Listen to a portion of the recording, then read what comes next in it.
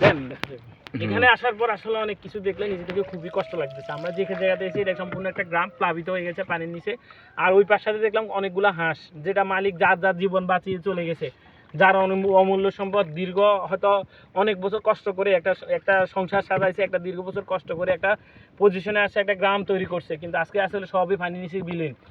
সবচাইতে কষ্টদায়ক বেদনাদায়ক বিষয় হচ্ছে হাঁসগুলা। 6টা হাঁস দেখলাম, একটা কোনোরকম তারা নিজের জীবন বাঁচাইয়া একটা টুপকির উপরে পড়ে রয়েছে, কিন্তু আসলে তাদের দেখারও কেউ নাই। আর এইখানে একটা গ্রাম ছিল, মানুষ ছিল, তাদের তত্ত্বাবধান ছিল।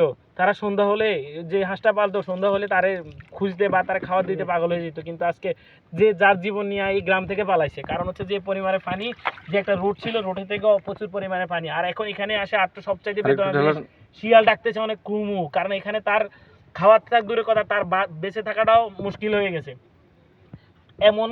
এমনভাবে প্লাবিত হয়েছে যে গাছ গাড়াতে সব কিছুক্ষণ ওয়েট করলে শুনতে পাবেন শিয়ালের শব্দ, যে পুরা মাইলকে মাইল হয়তো 5-6 মাইল পর্যন্ত সবগুলা পানি। একাই রোড থেকে প্রায় 6 ফুট 7 ফুট, একটা মানুষ হয় ম্যাক্সিমাম 5.5 ফুট থেকে 6 ফুট, আর এখানে পানি হয়েছে 7 ফুটের উপরে। বাড়িয়ে দেয় পানি, বাড়ি দিয়ে আসলে আপনার 4-5টা দেখেন একটু। 4-5টা কিভাবে দেখাবো বলেন? দেখা যায় না? আরে ই হইছে তো, আরে না 4-5টা দেখেন। এটা মানুষে না, না আপনারা দেখতে পাচ্ছেন শিয়ালের শব্দ। কষ্টে কুকুরে নাই, কুকুর ঠিক না, কুকুর নেই, মানে এমন ভাবে প্লাবিত হয়েছে যে একটা মানুষ, একটা জীবজন্তু বাঁচানো খুব মুশকিল হয়ে গেছে। মানুষ তো দূরে কথা, তার যে যার মানে ধন সম্পদ পালাইয়া এখান থেকে আশ্রয়কেন্দ্রে চলে গেছে, কিন্তু শিয়াল কি মিলে ডাকতেছে, কারণ তার তো সমতল ভূমি, সে মাটি পাইতেছে না, সে আছে কোনো রকম নিজের জীবন বাঁচাইয়া তালের উপরে হয়তো গাছের উপরে আছে।